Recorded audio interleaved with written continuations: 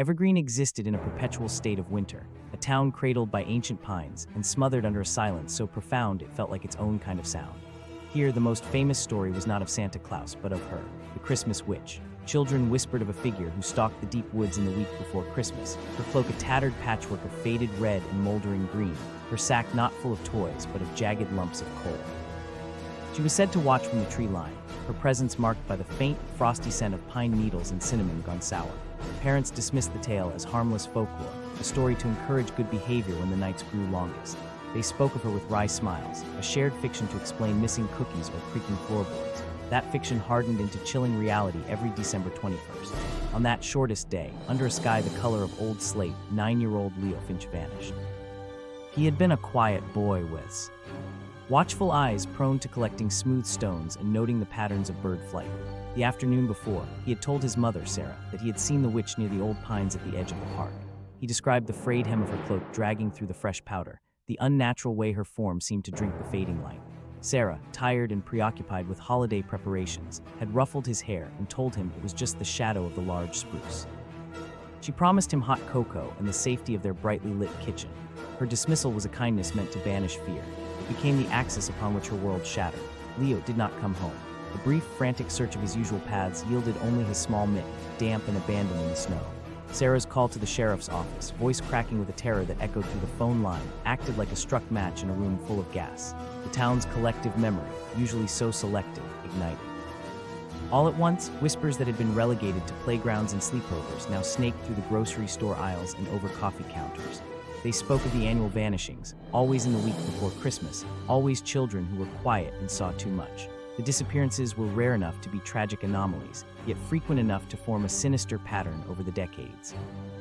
Each event had been explained away, a tragic accident, a runaway, a family matter.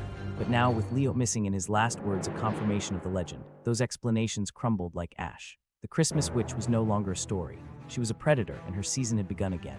The festive lights strung along Main Street seemed to gutter in the wind, their cheer rendered hollow and grotesque by the yawning absence of one small boy. Guilt was a colder companion in the December wind. It seeped through Sarah's coat as she stood with retired Sheriff Bill Carson at the edge of the old pines. The very spot from which Leo had vanished. Her dismissal of his fear replayed in her mind, a cruel loop soundtrack by the empty silence of his room. Bill, a man whose face was a topographic map of Evergreen's past troubles, had come without being asked. He had known loss, and he recognized the particular shade of it in Sarah's eyes. Theirs was an unofficial investigation, born of shared desperation and a profound distrust of the town's practiced amnesia. The search was methodical, a slow sweep under the skeletal arms of the pines where the snow lay in uneven drifts. The official search party had moved on, their efforts broad and loud. Sarah and Bill worked in quiet tandem, their eyes scanning for anything the trampling boots might have missed. It was Sarah who saw it, a single coarse filament of red, snagged on a rough branch at adult shoulder height. It was not the bright crimson of holiday ribbon, but a dull woolen red, the color of dried blood or old brick. It vibrated faintly in the breeze, a tiny, accusing flag. Bill carefully extracted it with a gloved hand, placing it in a clear evidence bag he produced from his pocket. It was the first physical proof that Leo's witch was more than a shadow. Their next steps took them into the living memory of the town, interviewing those who preferred silence. They started with elderly Mrs. Gable, who ran the antique shop. Her hands trembled around her teacup as she described the figure from her own childhood. A tall, slender shape, always at a distance, the tattered cloak seeming to move against the wind. The baker, a man named Henry, reluctantly confirmed it, adding that the sack appeared heavy, dragging a trough in the snow. The descriptions were eerily consistent, a folkloric blueprint passed down through generations of frightened whispers. More critically, they learned the timing was never random. Every sighting, every disappearance, occurred in the 7 days preceding Christmas Day, and the children, they were always the same, the quiet ones, the watchers, the listeners, the ones who might notice a strange thread on a branch, piecing together dates from old newspaper archives in the library's basement, cross-referenced with hesitant anecdotes. A new pattern emerged, one that chilled Sarah more than the legend itself. Each disappearance, stretching back 30 years, correlated precisely with the town's annual Secret Santa gift drive for needy families. The drive was a point of pride, coordinated by the library, ensuring no child in Evergreen went without a present. The sightings of the witch always preceded the distribution of these anonymous gifts. It was as if the charitable act cast a long, dark shadow. Someone was using the town's own season of giving as a cover, a smokescreen of goodwill behind which something unspeakable operated. The red thread was a clue, but this pattern was a map, and it pointed toward a heart of darkness beating in time with Evergreen's festive carols. The Evergreen. Public Library was a fortress of quiet, its stone walls holding the musty scent of aging paper and polished wood. Sarah and Bill moved through its hushed stacks, the cheerful holiday decorations strung between bookshelves now feeling like a morbid parody. The Secret Santa drive was meticulously organized from a small office in the back, its coordinator a woman spoken of with respectful fondness, Agnes Miller, the head librarian. She was known as a quiet, efficient woman in her late 60s, devoted to the town's children and its history, famous for her elaborate holiday displays using antique fabrics. Her charity work was legendary, her personal life a mystery. They found her in her office, a small room overflowing with ledgers and gift tags. Agnes Miller was a slender woman with silver hair swept into a severe bun, her eyes magnified behind thick glasses.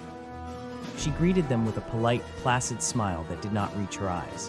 When Bill, his voice carefully neutral, mentioned their interest in the gift drive and the curious pattern of recent events, her smile remained fixed.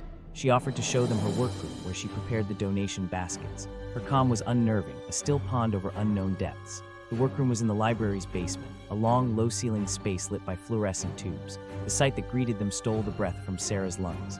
Bolts of fabric lined the walls, not cheerful modern prints, but heavy antique cloth. Predominant were rolls of a coarse wool in a faded, dusty red and a moth-specked forest green, their textures and hues a perfect match for the single thread now safe in Bill's pocket. On a large cutting table lay a half-constructed garment, a long, cloak-like shape. It seems roughly basted with that same red thread. Scraps littered the floor like shed leaves. The air smelled of old cotton and camphor, and underneath it, a faint, sweet odor of preservative. Agnes did not startle or protest.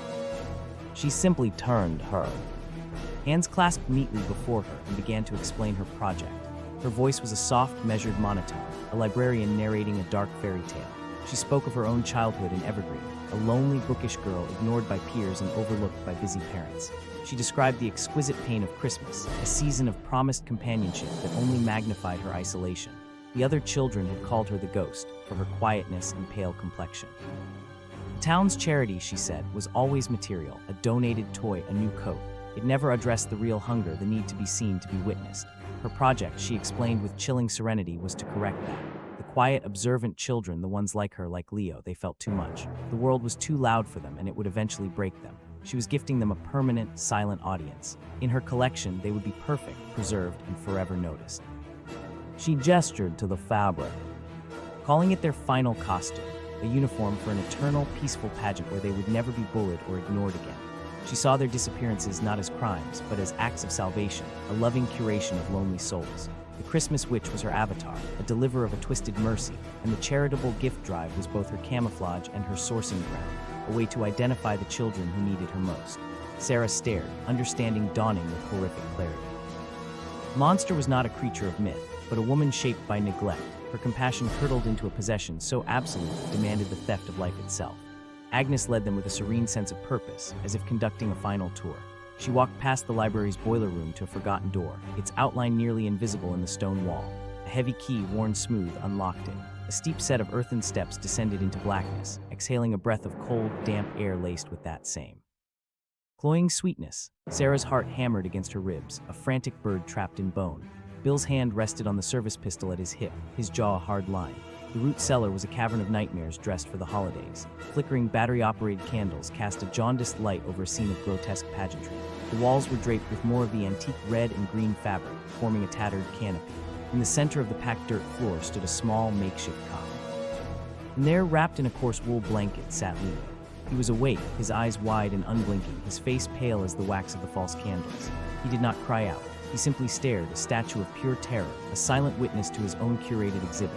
Around the cot, arranged with meticulous care, were other items: a dusty porcelain doll, a rusted toy train, a small pair of spectacles, trophies, silent companions for the collection Agnes had described. Sarah rushed forward, her own cry muffled by thick, scented air. She gathered Leo into her arms, feeling the violent tremors that racked his small frame. He buried his face in her neck, a shuddering sob finally breaking his silence. Bill moved swiftly, his voice low and firm as he informed Agnes Miller she was under arrest. The woman offered no resistance. She merely watched Sarah and Leo with a look of profound, unsettling satisfaction, as if witnessing the successful completion of a cherished display. Her calm was the most terrifying thing of all.